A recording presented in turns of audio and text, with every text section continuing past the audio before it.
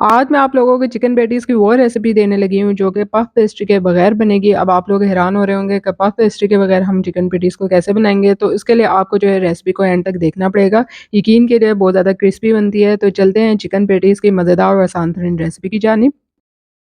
अस्सलाम वालेकुम, welcome to my YouTube channel kitchen with Zaim. तो आज एक और मज़ेदार से आपको जो है रेसिपी देने जा रही हूँ जो कि है पैटीज़ की, चिकन पैटीज़ की। अब आप लोग परेशान मत हो जाइएगा, इसमें पफ पेस्ट्री वगैरह की कोई ज़रूरत नहीं पड़ेगी और इसके बगैर आप जो है वो क्विक से जो है चिकन पैटीज़ घर में आसानी से तैयार कर सकते हैं। यहाँ पे एक मैंने मीडियम साइज़ का प्याज़ लिया था, चॉप कर लिया था, 2 टेबलस्पून बटर डाला था। प्याज़ को जो है हमने हल्का-सा जो है इसमें सौते करना है, कोई कलर वगैरह नहीं देना। तो प्याज़ जो है वो अच्छे से इसमें सॉफ्ट हो गया था, तो फिर मैंने 2 टेबलस्पून इसमें जो है मैदा डाला था।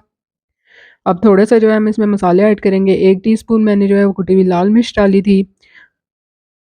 हाफ़ टी स्पून मैंने इसमें नमक डाला था और हाफ़ टी स्पून मैंने इसमें काली मिर्च का पाउडर डाला था। आप लोग चाहें तो सफ़ेद मिर्च का पाउडर भी ऐड कर सकते हैं, लेकिन मैंने इसमें ज़्यादा जो है इसको स्पाइसी नहीं बनाना। अब हमने इसको थोड़ी देर के लिए मैदे के साथ मसाले को जो है अच्छे से भून लेना है। यकीन कीजिए विंटर के लिए जो है ये एक बहुत ही आइडियल रेसिपी है, शाम की चाय के साथ इवन आप जो है गर्मियों में भी इसको एन्जॉय कर सकते हैं। तो यहाँ पे अच्छे से ये भुन गया था, तो साथ ही मैंने 1 कप के बराबर जो है दूध डाल दिया इसमें। दूध डालने के बाद आपने जो है फ्लेम मीडियम कर देना है और इसको जो है वो आपने लगातार चलाते हुए पकाना है, इतनी देर तक कि ये जो है वो थिक होना स्टार्ट हो जाएगा।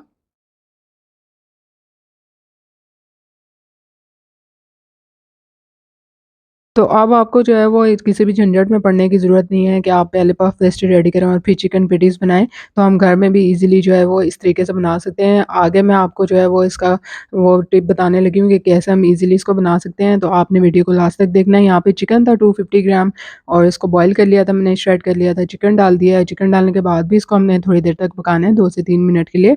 उसके बाद हमने फ्लेम ऑफ कर देना है और इसको जो है ठंडा होने देना है।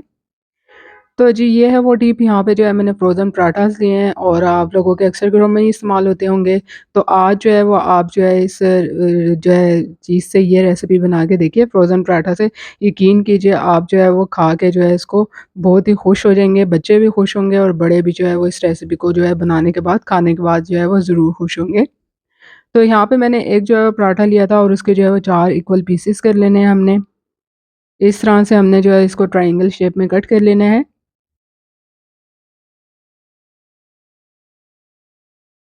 अब ये वाला स्टेप आपने जो है वो थोड़ा अच्छे तरीके से समझना है। इसमें क्या करना है, पहले पीस मैंने लिया, इस पे मैंने जो है वो एक अदद डंडा लिया था, अच्छे से इसको जो है बीट कर लिया था।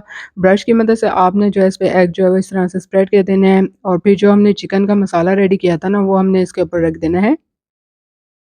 बहुत ही ज़्यादा क्रंची बनते हैं, यकीन कीजिए आपको फ़ील ही नहीं होगा कि आपने जो है पफ पेस्ट्री के बगैर इसको रेडी किया है। अब दूसरा पीस जो है मैंने इसके ऊपर इस तरह से रख देना है, अच्छे से आपने इसको प्रेस कर देना है और इसके बाद जो है दोबारा से हमने जो है इस पे एग वॉश लगा देना है।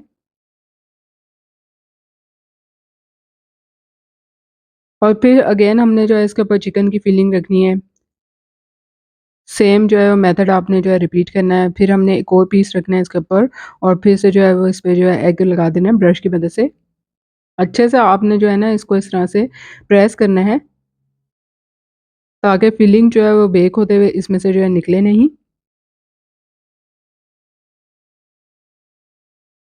तो इस तरह से हमने जो है ना एक चिकन पैटी जो है वो रेडी कर लेना है और बाकी जो है वो जितने भी पराठास होंगे उसके साथ आपने सेम प्रोसेस करना है कि आपने जो है उसको कट करके इस तरह से आपने उसमें फिलिंग कर लेनी है और ये जो लास्ट पीस है इसको इसके ऊपर इस तरह से रख देना है, अच्छे से प्रेस करना है और दोबारा से हमने जो है वो इसके ऊपर एग ब्रश की मदद से लगा देना है।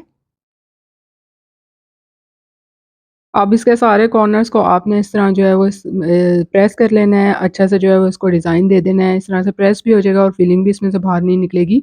तीनों तरफ से आपने इसको अच्छे से जो है इस तरीके से फ़ॉर्क की मदद से प्रेस कर देना है।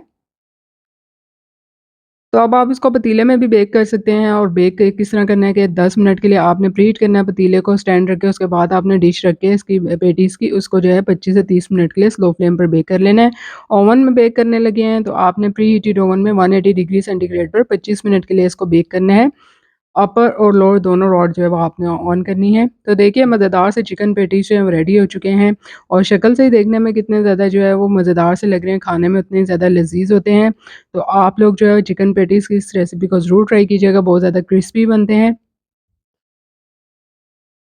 और जो बाहर से हम बेकरी से लेते हैं ना, उसमें फिलिंग भी इतनी नहीं होती है, जस्ट जो है वो उन्होंने वेजिटेबल ही ऐड की हुई होती है, प्याज़ वगैरह, चिकन तो नज़र भी नहीं आता है, तो घर में आप इज़िली इसको अच्छी-सी चिकन की फिलिंग के साथ जो है वो रेडी कर सकते हैं।